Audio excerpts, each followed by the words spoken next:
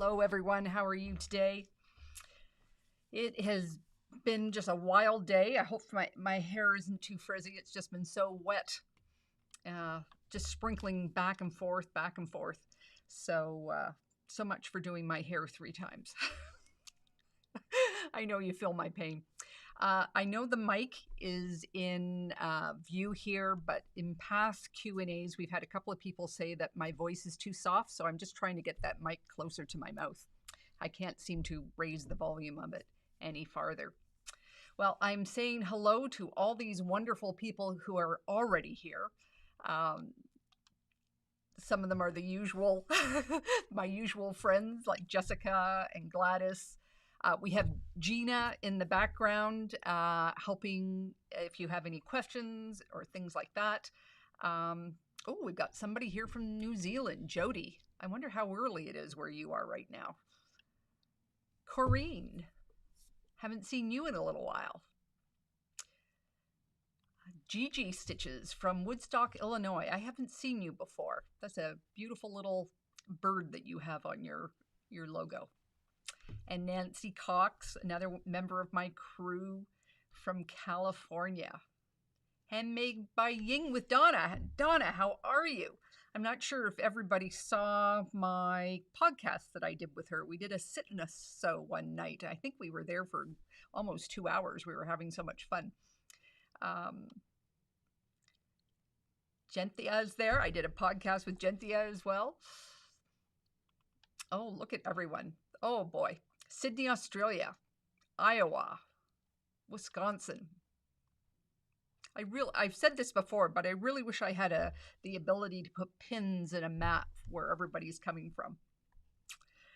So we asked already online today. I think I sent it out yesterday. So we do have a couple of questions to start and get us going. So let me just pull up a couple of questions. From a go at Amy Dement, I think is how you pronounce it. She's a member of my crew. She's asked, what surprises you most about the quilting community? What do you wish you would change or expand in the community? Well, I am always amazed at how many people step up in quilting. I'm not saying that other people don't step up in other groups, but I think quilters come to quilting with service almost in mind. You can quickly do the math and realize there's only so many people in your family circle that you can make quilts for. You know, you want to share that love with other people. And how many quilts can be made? I know that Canadian Quilters Association did initiative a couple of years ago to make quilts for all the Ronald McDonald houses in Canada. And they were worried they weren't going to get enough. And in the end, I think they have 4 times as many as they needed. And that's just quilters showing up all the time. I think one of the things I would like to change, and I think it's changing. I think as quilters and as women and people today, we have to stop the cliques and the you shoulds or the criticism that can sometimes go on within groups. You know, it's them against us. I think we just have to leave forward in a more community-based, encourage everyone, lift everybody up, lean in, and be kind. There's just so many opportunities for us to do good and to be leaders within the world, showing by example. That's what I would like to see happen. And you can see it. You can see it at QuiltCon. Everybody's just loving to get together. You meet new people. I'm sure it happens at other quilt shows as well, but I especially see it there. Everybody's lifting everybody up. And I know we get tired, and some days it's really hard to do, but it's wonderful when you see that happen. Balcony Fish, a member of my crew, has asked, what historical quilt pattern is your favorite? What draws you to it, and what makes you want to acquire, make, or just look at it? I have been intrigued by the Dear Jane quilt. I know that there's other ones out there, but that is one that has grabbed my attention. I don't know why. Maybe it's because it just hit my radar when I was first starting out and I didn't know what it was. Um, I've seen various ways of making it, one through applique and one through paper piecing. But I think in the next 5 years, I'm not saying I'm going to do it right away, but I think in the next 5 years, I'm going to sit down and try and do it totally by just piecing. I may modify the pattern. I realize, just because the Dear Jane quilt looks like that, the one that I make doesn't need to be an exact copy. I can make it the way I want, but influenced heavily by the Dear Jane. That's what I would like to do. The Traveling Girl has asked, what is the best paper for paper piecing? I have easy access to printer paper. Well, then use it. If that's the one that you have easy access, I know for a long time I just always recycled the extra paper that was coming in. If it wasn't printed on the back, I threw it into my printer. But in general, the lighter the paper, the better. So if you can get a hold of a light paper, copy paper, or a newsprint, it's just easier to rip, is really what it comes down to. And she's a member of my crew as well. I think all the crew people wrote their questions down on YouTube here. Have you found the Sew Tights magnets a good value? I got the big set for my long arm, and I've got some smaller ones for English paper piecing, but I do find it's good value. Where I often use them now is just when I'm handling my quilt as I'm assembling it. When I'm getting those big pieces together, I find that the magnets are really good for stopping it moving around. Adds a little bit of weight to it, but if I have it on the surface, it doesn't really doesn't cause a problem. I really like how easy it is to load on fabric, and I don't poke myself with pins anymore. So and I expect to have them for a long time, right? They're not something that's going to wear out this year. So amortize the magnets over 10 years, and I think that they're great value. Let me see what's next. Lots of questions coming through. Oh yeah, I love it when I love it when people put the flags on the end of their their comments too. We've got Tracy here from Alaska. She's normally from Florida, and she's spending the summer in Alaska. Hey. Okay, so let's go. Have Susan Weimer, I believe, a 6912 from my crew. Loved the crew lesson on foundation paper piecing. Sometime in 2025, I would like to make some of the blocks from the Farmer's Wife quilt, 1920 sampler. And she's wondering whether she should put those blocks together with foundation paper piecing. Are these blocks too fiddly for freezer paper? Well, this this comment sent me off on a tangent today. Gina can back me up here. We spent about a half an hour talking about it because I was thinking maybe we could do a sampler class next year in the crew. So I'm thinking about it. But Farmer's Wife, is it easier with foundation paper piecing? It depends what type of quilter you are. I personally would find 80 to 90% of the blocks way too fiddly to make with foundation paper piecing, but you may not find that. You may find that very helpful. There are some blocks that I would absolutely do with foundation paper piecing in that collection. There's a lot of blocks where the design has been put on point, and that just makes for really odd numbers when you're measuring out what size of the block should be. So it's very easy to just paper piece those, so you don't need to deal with the odd numbers. There's also blocks, they're 6 inches finished, and they have blocks that are in a 5x5 grid. You'll see the ones that I'm talking about. They divide into 5 instead of 6, or into 4 or 3. And 6, 4, and 3 and 2 are easily divide into 6. So you it's easy to calculate what finish size is, but 5, you get these oddball things. So those are really much easier to do by paper piecing.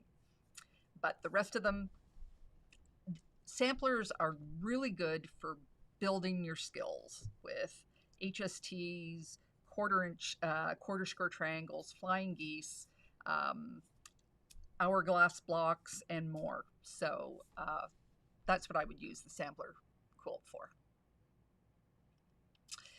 It looks like IMS2379 from YouTube has asked, I am planning to do a crosshatch quilting on a baby quilt.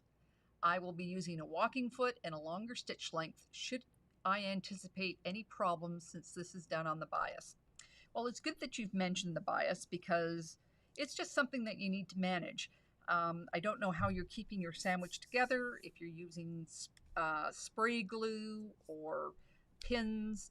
It's just going to be something that you just need to be aware of. But I have done a couple of them from corner to corner, and I've really, with that walking foot, it takes care of an awful lot of problems. And you just be aware where you might have a little bit of extra volume in. And how I solve that problem with a walking foot is I'm just constantly just pushing a little bit in, so it's just kind of slowly gathered in. Yeah, I think you should be fine. Jessica Reinschmidt. She's my pilot for my crew. Do I still quilt on my domestic now that you have a long arm? I do, but I do it for the things that I can't do on my long arm. Sometimes I do some big things on the long arm, and then I do smaller things on my my machine. But the day-to-day swirls and things like that, I don't do on my my machine. What I'm doing on my domestic machine is my long arm only has a bed of, I think it's fairly big, but I would say it's 2 feet. So if my design, if I'm doing any straight lines or lines on an angle that are longer than that, it can cause me grief. And sometimes it's just easier to do those on my domestic machine. And I do small projects on my machine too, like if I'm just doing a mug rug or those. I did those pillows just recently on the long arm because I had a series of them that I could just put in. I thought it was going to be easier just to use my channel locks and go back and back, but I find those are much easier to do on my domestic sewing machine.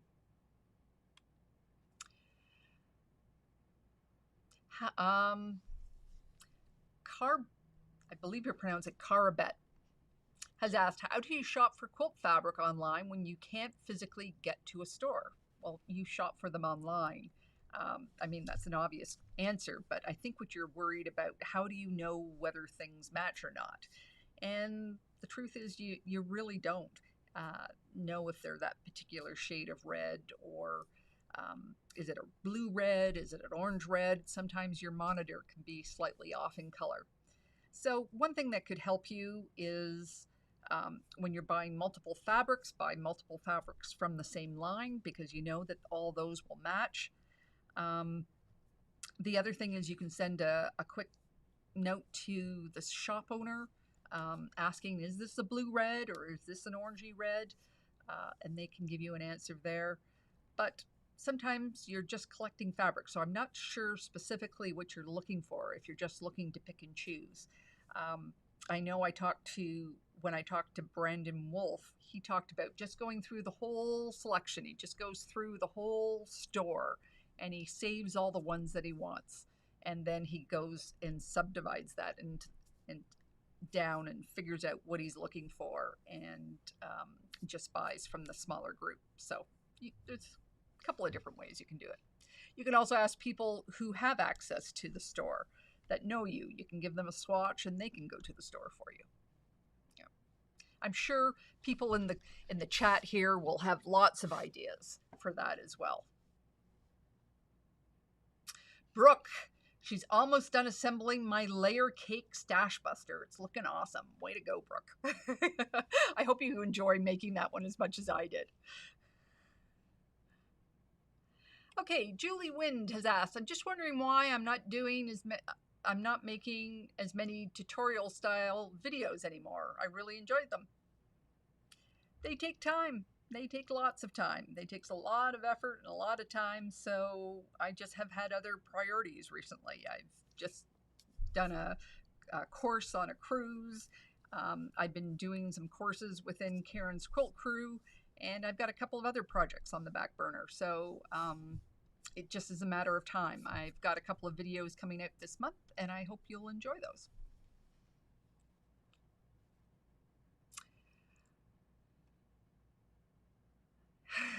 Is there an inexpensive way to get my quilts quilted? God bless the pioneer women. Hand quilting is really time consuming. The shop I use charges $150 for a throw size, and I already have $150 into the fabric. Just looking for alternatives. And this is by Welding Liz, I think it's pronounced. So long armors pay for their time. You pay for your time, and there's a couple of shortcuts that they can take. And I'm not going to say shortcuts as in shortcuts was the wrong word. A more straightforward way and an easier way for you to decide is to do a pantograph, which is just the same shape over and over again. And what that does is it's just a pre-planned pattern on the quilt, so you're paying for their time. When you get into custom quilting, you're paying for design time on top of that, and it's more expensive. You don't actually see those hours. It's just more expensive per square inch, but you're paying for someone's time. So do you really want somebody working on starvation wages? You know, I don't think that's really the right way to look at it, trying to find somebody that does it so cheaply that they cannot make a living doing it. But you might try tying your quilt. That's an alternative to quilting. And that's much easier to do. And a lot of the pioneer women did that. That's fairly straightforward. I don't think it's extremely hard on your hands. You're using a larger needle and you're using yarn. You can also try swapping. You may find a friend who has a long arm. She not necessarily a professional, and you can swap time. You can do something for her, and she can do that for you. So those are the alternatives. I don't know whether anybody else has some alternatives. I don't know.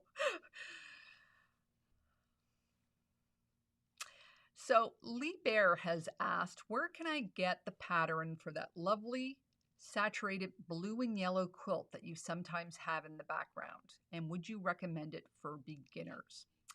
So let me just show you.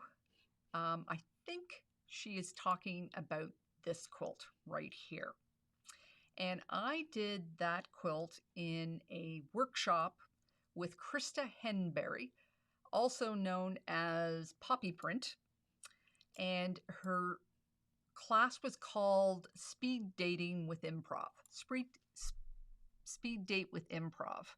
I know she does it with guilds. She did it with my guild. That's when I took the class. I did the whole top in one day, and then I did a broken glass pattern on it, and I didn't really care for it. So then I put an asymmetrical border on it, and then I did straight stitching on an angle, and I liked it a lot more. So I did the whole top in a day. So I think it probably, if you had a weekend, you could get something like that done. In the end, it actually turned out with the bright white, it wasn't good for a background for me. It was too bright and my camera had problems focusing, and that's why it had to be retired from that. But it's on my wall and I absolutely love it. And I believe Gina is going to put her Krista's contact information in the chat.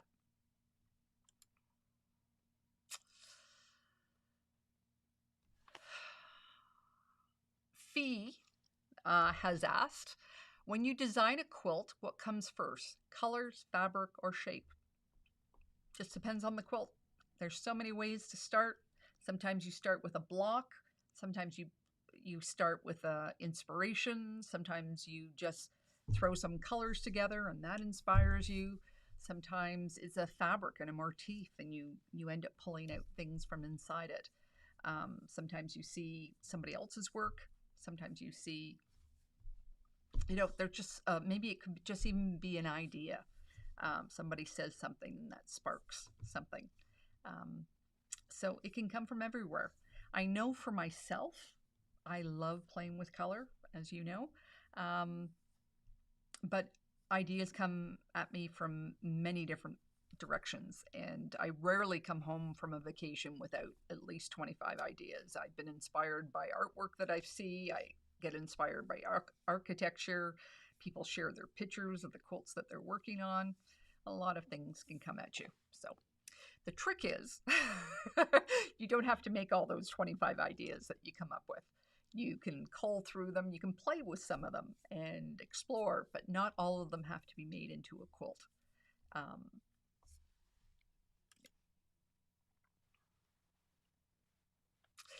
Sharon Mavis has asked, how do you know when it's time to get rid of your sewing machine? I have had mine for 35 plus years and I know it like my hand, but my husband has already started replacing parts, motors, brushes, etc. Well, those old machines are workhorses. They are lovely machines, and it's up to you, really. So much of sewing, whether it be garment sewing or quilting, is just a straight stitch. So if that's what it can do for you and you're happy and you don't go into debt, just keep it. Just keep it. I do have a video on, I didn't pull that one out, when to buy a new sewing machine. Because there's things that come with the sewing machine that you may not be prepared for. If you're using a very old one, then you get a very modern one. The modern ones are electronic and they've got bells and whistles, and you need to figure out how everything works. You'll need to buy accessories to go with the new one. Some of them come with them, but there's some extra ones that you'll need to buy, maybe like a walking foot. And all those expenses can add up. So just make sure that that's part of your plan when you buy it. And they're also good negotiating things too. Get the, maybe you might not get the price that you want, but maybe they can throw in an accessory or two for you. And sometimes you just want to have something new and different. Like the newer machines have bigger harps underneath them, so they're easier to use with your to quilt with your domestic sewing machine. And it's not like you're going to need 5 more. You just need one. Like, just buy the one for the way that you like to sew. God, what was the name of that movie? That video? When to buy a new sewing machine? Just look here. Sewing machine. What was it called? No. Machine. Let's see. I'm sorry. I'm just checking. Machine. Before You Buy, it's called. Before You Buy. And if I pull this out here, I'll get the link. There we go. Okay, Gina, I've got it, and I'm putting it into the document. There you go. So Gina's going to connect you with that. So ask those questions of yourself before you buy, and there you'll have your answer. Now, the good thing also about these old machines is because they're not electronic, they're really good machines to take on the road with you, because they don't get jostled the same way electronics do when you go over cobblestones or have to lift and they fall over. They may fall over in your car or things like that. And the older machines are just a little bit more rugged. So I keep my old one, and that's what I do. I take it on the road with me.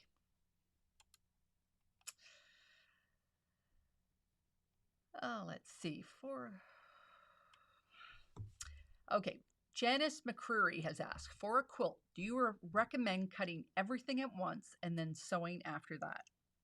I don't. I recommend making a practice block before you start, because Sometimes the cutting directions cannot be, for me, the cutting directions are often not the best use of my fabric. Or I have a different method for putting things together. And I'll just give it an example of HSTs. So some people may have you cut a long strip, and out of that you're cutting squares, and out of that you'll make HSTs, where I prefer, if I need to make 8 at a time. I like that method. The same thing with flying geese. I prefer to make 4 at a time than 1 and flip the corners. I absolutely hate snowballing corners. That's one of my least favorite techniques. So if I can avoid doing that just by a couple of things, I like to conserve the fabric and economies of time, really, and how to make it. So that's what I suggest. Always take a look at the pattern first, figure out if your sizing's right, if the measurements are right, and go from there. Especially if it's a big project. I would only cut it in stages.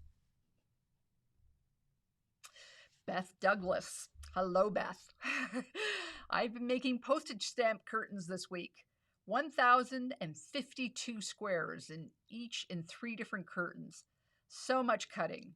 I'm thinking of getting a rotary blade sharpener. Do you have any recommendations?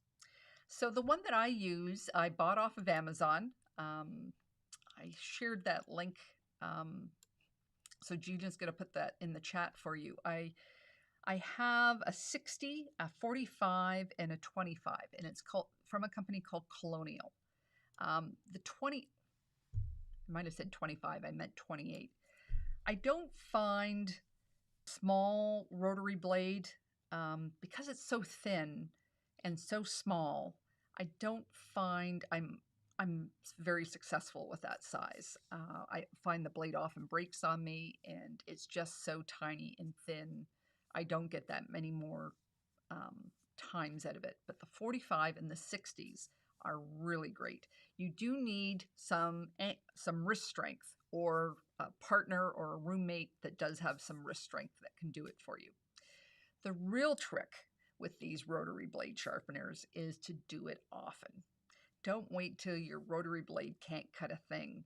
You want to do it depending on how often you're cutting. Like if you just did that all weekend long, I would be doing it at the start of every day, because it's getting slightly dull every time you use it. So I usually do from about 10 spins one way and 10 spins the other way, and then you flip it over and do it.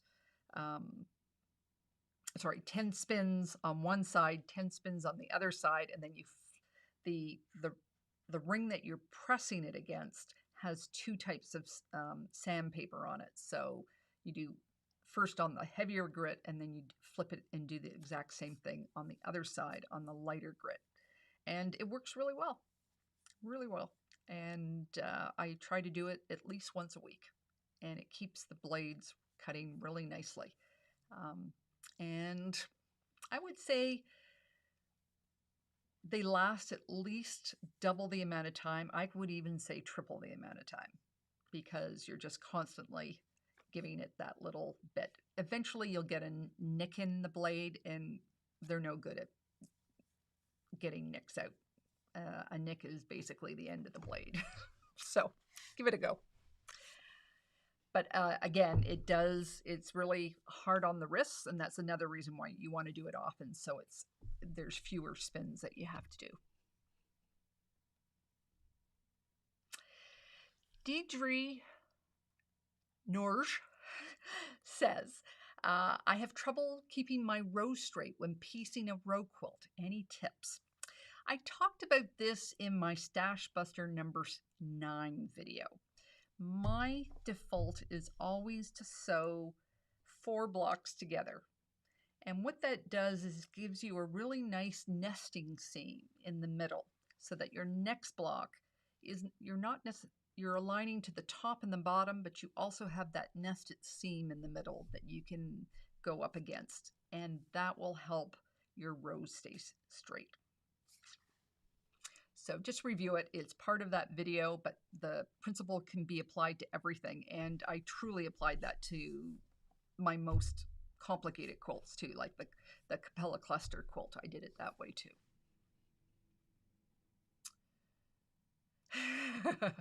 Rachel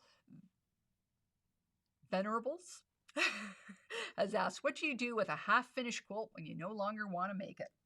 Well, that's just a beginner mistake, right? You started making a quilt and it's a marathon and you run out of steam, you run out of enjoyment for whatever reason. You don't like the technique, you don't like the colors, you don't like the style. So there's people that love to put together quilts that way. You just need to find them. And the first place you should go is your local quilt guild. You can also just ask online. I'm sure if you put that in the chat here, there's going to be somebody that will volunteer to take it because that's the type of quilting they like to do. They like to make up half-made projects. The other alternative is that you can cut it up and use it as a scrappy type of thing, but that's a whole different ballgame. Carmen Bailey has asked, what brand of pins do I use? She has trouble either pulling the glass head off or dulling the flower pinheads in her pincushion that's filled with walnut shells. Well, I don't recommend walnut shells for pincushions. I recommend raw wool rovings. That still has some of the lanolin in the wool, so that every time you're putting in your pin, it's getting this nice light layer of oil on it that keeps them slick, so they slide into your work so much easier. Depending on the place, I use a combination of short pins. Those are Spanish lace pins. I use the flower pins. I use clips, and I use magnets. And it just depends on the job. Just different strengths. Like right now, I'm doing paper piecing, and I don't use pins with paper piecing because it just stabs the paper, and I don't feel it lies as flat that way, so I use clips. I use the long flower ones when I'm putting blocks together. I use the small Spanish lace ones if I'm piecing. I don't normally use pins when I'm piecing, but you know, there's times when you just want something to stay in its spot, and that's where I use the Spanish lace.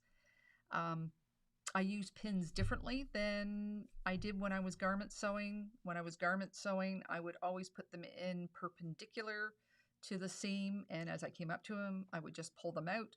When I'm quilting, I have them parallel to the seam. So, sounds like that should be a video I should make. Favorite pins, where and when to use them. Peggy Archibald has asked, do you need to trim batik selvages like you do regular cotton?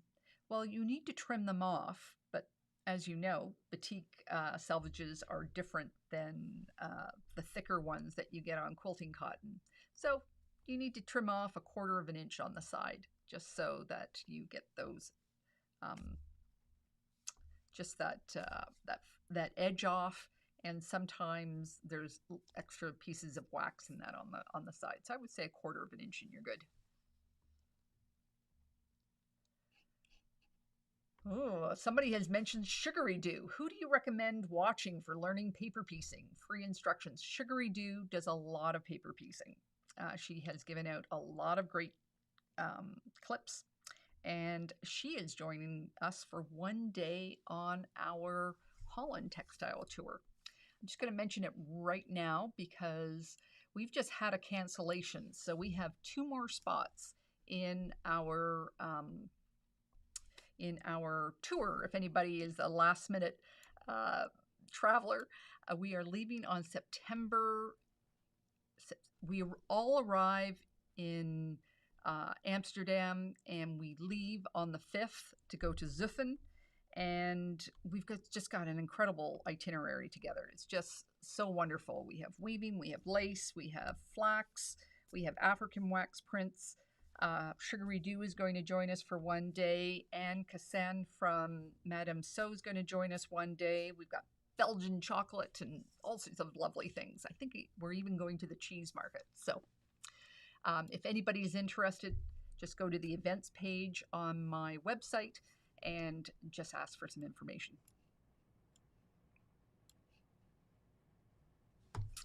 So Gloria's here. I'm glad you were able to make it, Gloria.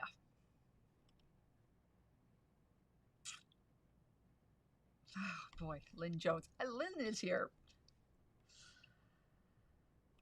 Oh boy, lots of wonderful people here. Look at this.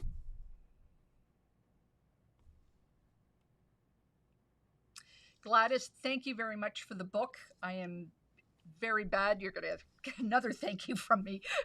But I've enjoyed it. I've just been looking through all the wonderful pictures and all the wonderful designs. If you talk about inspiration, a lot of it are going to be coming from that book.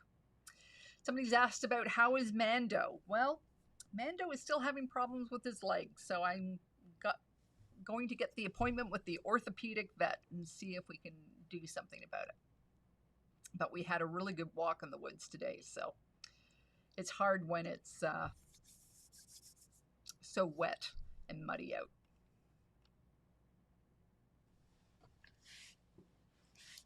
Okay, let's just see if I've got a couple more here. God, time just flies doing this. Hazel Ann. Now, Hazel, I believe you're in my crew as well. You're that Hazel. Do you have any recommendations for design wall options with low ceilings and limited wall space other than the floor? Yes, I have done a video on 7 fast and easy temporary design walls. If you're short on space, you probably can't afford a space to be permanently a design wall. So take a check on those videos. I personally, I show the one I'm using at the end. It has just been so amazing to have a wall that you can see at eye level. I don't know why quilts look different when they're on the wall than when they're on the floor or on the bed, but they do. And I also find it so much more inspiring having the design up on the wall as well. But there's a couple of other options in there as well.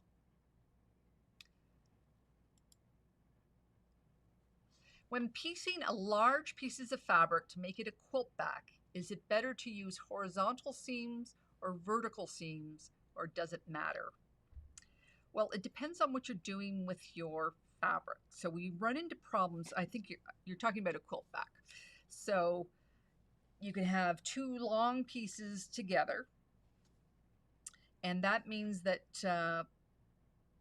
when you put your quilt together, like when you're actually quilting it, that the straight of grain runs parallel to your quilt, and that seam in the middle has a little bit of different tension about it. It's not going to move the same way the rest of the quilt does.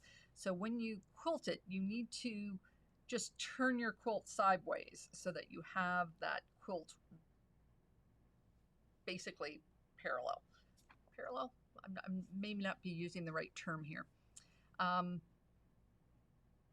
There's nap that you've got to do it that way. If you've got napped shoes, you may have to do it that way. If you have directional fabric, my preference is to do one over top and one on the bottom and put the seam there. That way the quilt goes through my long arm from top to bottom as opposed from side to side. But there's times when I've had flannel and I've had to do it the other way. So sometimes I've even had to piece, like you only want to buy a bit. So like out of flannel. So I had a long piece and then I had a little piece left over, which I then cut in half and stacked on the side. So most of the time I would put my extra scrap fabric as a seam in between those pieces. And just as a way to use up your scrap. But only a difference, you've got to just lay out your fabric first to see if there's any pattern in it, and that will guide you as to which way you want to put the seam on your fabric. You want to do it vertical, again, flannel, anything with a nap, directional prints. And sometimes you can't see those directional prints, then you get out. I had a problem with one of Tula Pink's ones, the one that she did in her black and white collection. I can remember proudly just cutting up the fabric and then realizing the design was going the other way. And luckily, I had enough of the fabric that I could cut another piece, and I used those smaller pieces for another one. But always check before you cut for those design elements.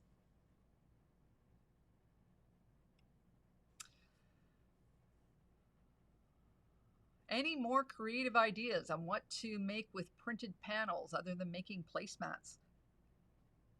Well, definitely you can make them into a quilt. You can make them into hanging flags. You can do bunting with them. Um, Sometimes if it's a big panel, you can actually make 4 different quilts and piece them together and let your eyes fill in the middle for you. So you can try different things.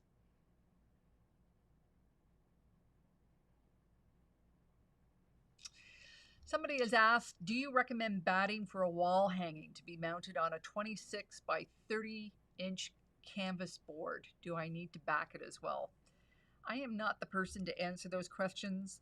I don't have a lot of experience putting my quilt on canvas or on frames, but I have always used batting. I've never just put piecing on a frame, but there's lots of people who have. So, when adding borders, is it better to put the top and bottom first or the left and the right first? Well, that can be a personal choice, as normally you put them on the sides first and you put them on the top first. It's just the way that your eye goes. Your eye sees a horizontal straight line before it sees a vertical straight line. I don't know whether you're using the same type of border fabric on both sides. So if you're using 2 different border fabrics, one on the side and one on the top and the bottom, you might just feel from a value point of view which one is stronger, and that may change it, because when they're exactly the same, if you're using the exact same fabric top and bottom, and depending on the pattern, it may not make any difference. Like if it's a solid, there's really not a big difference between doing one way or the other. The more important thing is that your borders are straight and your fabric doesn't wave, but that's a different discussion. Rhonda Emberson has asked, would you recommend investing in a featherweight machine? Well, that's a very personal choice. Do you like featherweights? Do you want a featherweight? Is that something that brings you joy? Because if that's something and that's something that you want to do, sure, go for it. But I'm sure that there's a lot of people here that will talk about, you know, the expenses of getting them repaired. Do you have somebody nearby that can keep it serviced? Maybe you can service it yourself and save yourself a problem. How are the parts availability? Check with Sewing Parts Online. I interviewed him on my Brian on my podcast a couple of months ago, and just see how available those replacement parts are. I suffer from FOMO with a featherweight all the time, and then I just have to give myself a shake because they're just such cute machines. But I know I have no need for one. So it really comes down to that. Do you have a need for one, and will it bring you joy? And is that where you want to put your money? Because they're pretty cute. Okay, so we're at 45 minutes. Let me just tell you about a couple of things here. So I have already told you let's do the travel first. So I've already told you about the textile tour. We've just suddenly have 2 more. We have an opening for a couple of spots. So if you're interested, give myself or Anne a buzz, and we will answer any of your questions. You might be asking, what is my next cruise? We had such a lovely time in Iceland. We're going to do the sister cruise of that one, the Best of Scandinavia. Just shows you all these spots that we stop. We stop in Denmark, we stop in Norway, Sweden, Helsinki, Finland, and Estonia. So, and we start from Amsterdam there. So we'll probably, in this cruise, we had a pre-cruise tour around London, and we'll do the same with Amsterdam too. Now, in my last podcast, speaking of textile tours, if you're if the Olympics have inspired you to go visit Paris, definitely check out Rebecca Devani. She does textile tours through flea markets and haberdasheries, and she's just a lovely woman. I really enjoyed talking to her. Before that, I talked with Miriam Galadima Benson, uh, all about African prints. She's from Nigeria and she has a store so you can buy pre-cuts from her. She's the host of a wonderful community for people who like sewing African prints, and she does a big summit every year about people gathering together online and learning how to use them. So check out that one. And then Kylie Ferrons, she and her husband have a quilt app called My Quilts. I don't know whether anybody else has downloaded it, but it's for keeping track of your quilts. You just keep a history of them. I've just even been enjoying just discovering the other people on it. You can choose to have your profile public or not. You can choose to follow people if they're public. And you just get to see some of the quilts that other people have made. Like, they're just gorgeous. And let that inspire you and give you some ideas. But forget about even that part. Just being able to keep track of your projects has been lovely. So that's a free app that you can download. So check that out. What else? Oh, our crew. Our crew. We just had our beginner English paper piecing class. That's the second in our series of beginner piecing classes. So if you're new to quilting and you don't have a guild or a group of quilty friends, then join in our crew. It's just a minimal amount a month, and not only do we have these beginner classes, but we also have Stitch and Chats. And our next Stitch and Chat will be on Saturday, August 17th from 12 to 2. Normally they're on Sunday, but this month I have to put it on Saturday. So they're fairly informal, and we get to a lot of people asking questions. If you have a more complex problem, there's no dumb questions. This is a great place to ask them. And the crew, there's so many people that have lots of experience. We've got a couple here. Gladys is an amazing, amazing quilter, and she has lots of, if I can't answer the question, she can definitely answer the question for you. So Barbara's here. Barbara has gone on a couple of cruises with me. So if you have any questions about a cruise and you don't want to ask me, ask Barb. And I think I may have chance just for one more. Actually, Barb, you've got a question here. How do you audition the top thread when you're quilting? Do you like to use contrasting thread or bury the color? Well, it depends on what you want to do. Sometimes you're just trying to tack everything down and you want your piecing to be the star of the show. So you want something that is thinner. So you might go down to a 60. 50 is the one that most of us have in our stock. But if you're wanting it more chunky, or you've got heavier fabrics, or you want your threads to shine, you can move up to a 40. But as for color specifically, I have really enjoyed the last couple of years going down this whole quilting avenue with thread color, because it is not often the color that you expect that does the best. So I will come up with the ones that match, or a desaturated version in the same value, and hold those up against and play. And then I make it a habit to just grab the color that I just don't think will go. Like, it's just a color that doesn't do anything. And normally the color still doesn't work, but it flashes some spark of something, and you can go off in a different direction. I do this with people that come and use my machine too.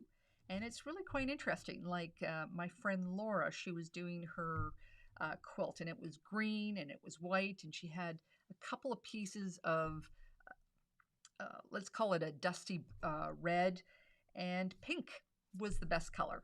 And I've had ones where people are surprised that purple is the best one. And yeah, it's kind of interesting how threads are different. Um, I've done a blue quilt, a totally blue quilt, and I used red thread on it. It wasn't a thick red thread, it was just red. And it was amazing what it brought to the table. So it's about play. So I'm not sure if I know you've just got a long arm, Barb, but I don't know whether you want to go out and buy a bunch of threads and then be able to choose from it, or you want to grab one at a time. But you're a little far from Kawartha, but Kawartha has a good supply of So Fine, and you can order. There's also spaghetti from Wonderful Threads. Yeah, I would start with just the 50 weight. I wouldn't worry about moving into the 40 or the 60 if you're just beginning. But just try to go up, go down, get more saturated, get less saturated, and you'll be surprised which one rises to the top. Chris King has asked, so how do you snowball quilt blocks? There is an episode of the Quilt Coach. I'm not sure which one. I'm afraid you're just going to have to go down that playlist, but I show how you snowball corners. So it's just adding some people call it the stitch and flip, I think. So you may know how to do it, but just under a different name. Well, thank you everyone for showing up tonight. It has been just lovely being with you. I hope I've answered most of your questions. I love that you guys all show up for each other and keep the conversation going in the chat, because it's this wealth of knowledge from everyone and everybody's experience that just makes this such a wonderful place to be. And I don't know when our next Q&A is going to be. On the 3rd, I am going to be at the airport flying to Amsterdam, and I'm not sure if I'll just squat in a corner of the airport and do the Q&A there, or I'll just wait till I get back. So we'll see. Gina will probably tell me how exhausted I am just before, whether I've got the brain capacity to do that and let me go. Thank you, Gina, for all your help in the background. I'm not sure if everyone saw my newsletter that went out this week, but Gina also has a litter of beautiful, beautiful puppies. They're quite the distraction for me. I would like to. I often let me just see one. As we're talking, and I can often hear them crying in the back, and Mando can hear them crying as well. Anyways, totally off topic, but thank you so much for showing up, everyone. Let me just get my thing here. Oh, I've got to fly. So if you have any bigger questions than this, consider joining the Quilt Crew, because that's the next best place to ask a question and get the answer, or show your work and specifically the problem. And until then, I should have a video later this week, a tutorial for those that have been waiting for it. And that's great. So I'll see you then. Take care.